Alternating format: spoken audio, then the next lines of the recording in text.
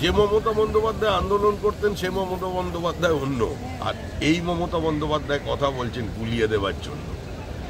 একটা যে কোনো বাচ্চা ছেলেকেও নিয়ে গিয়ে রোহিঙ্গাদের ক্যাম্পে নিয়ে যান, সেও ওদের বাংলা শুনে বলে দেবে যে ওই ভাষাটা আমাদের বাংলা ভাষা নয়।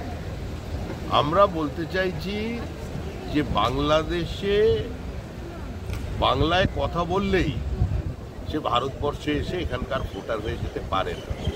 আর মুখ্যমন্ত্রী বাংলাদেশি জিহাদি রোহিঙ্গাদের উপরে ভর করে চতুর্থবারের জন্য নির্বাচনী বৈতরণী পার করতে চাইছেন, এবং মুখ্যমন্ত্রীর এই অবস্থানের কারণে লক্ষ লক্ষ বাঙালি বিপন্ন বোধ করছে, যারা পরিযায়ী শ্রমিকের কাজ করছেন, ছোট ছোট চাকরি করছেন।